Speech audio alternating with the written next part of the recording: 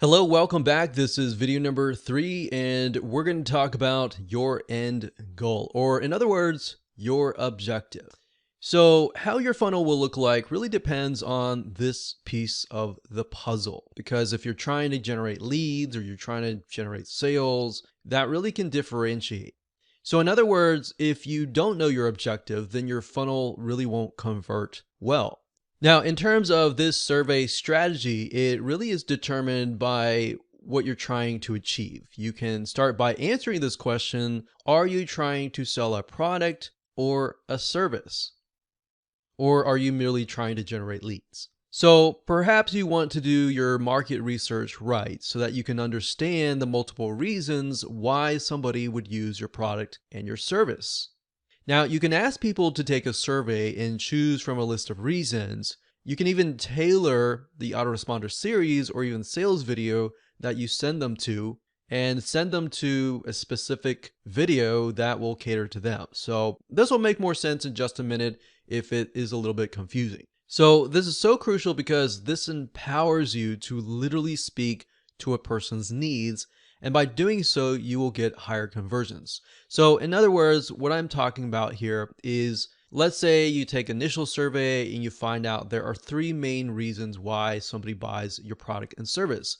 So you take those 3 main reasons, you create a different survey or a quiz, whatever, and you have them go through them. And if they choose one of those 3 reasons, then you send them to a different location. Does that make sense? So let's say, for example, they have choices 1, 2, and 3. If they choose number 1, they get sent to a different email autoresponder and a different video sales letter that talks about that specific need. And let's say, for example, that they choose number 3, then they get sent to a totally different sales letter or sales video and a different email autoresponder series that is tailored to that specific need.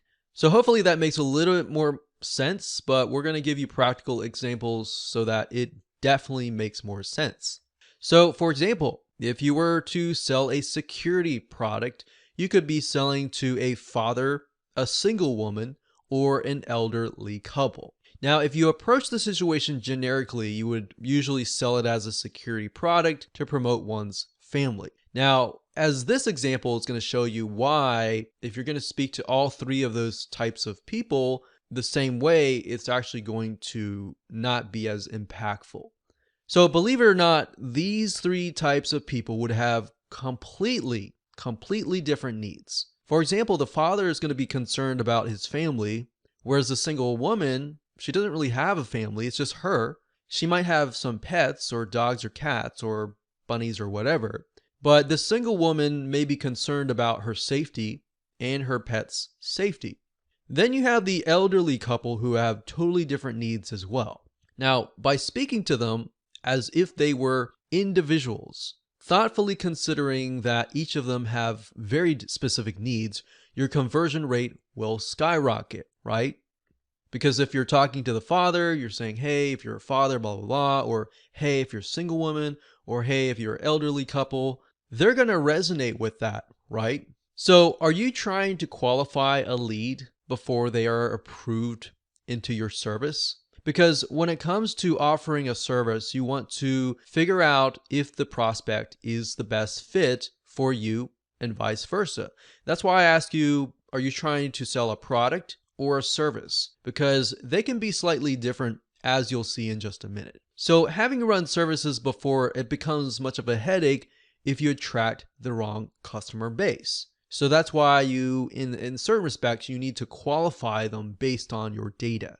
So the only way that you can avoid that is by understanding different customers and understanding how different questions can essentially bring in good clients and disqualify the bad clients. So at the end of the day, you don't want to take every single client, especially for if you offer a service, right? You want to find the client that is going to see your value, they're going to pay the money, and they're going to leave you alone because they know that you're the expert, versus the other client who might pay you the same amount of money, but they're going to be on your doorstep every single day asking you to change this, to change that, and it's just going to eat up so much time that you won't be able to spend time with your other clients. So that's why you don't want to take everybody, right?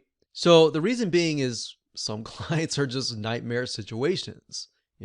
We've had clients before where we offer services and what should have taken a week ended up taking a whole 4 months. And then we have other clients, on the other hand, that it should have taken a month and it was really done within a few weeks and the client was super happy. So hindsight 2020, you look at it and you think, I would rather have the second client. So hopefully this gives you an idea of what your objective will look like. If you can jot down what would look like for you before you even move on to the next video, that will actually help you devise a great strategy. So let's move on to video number 4.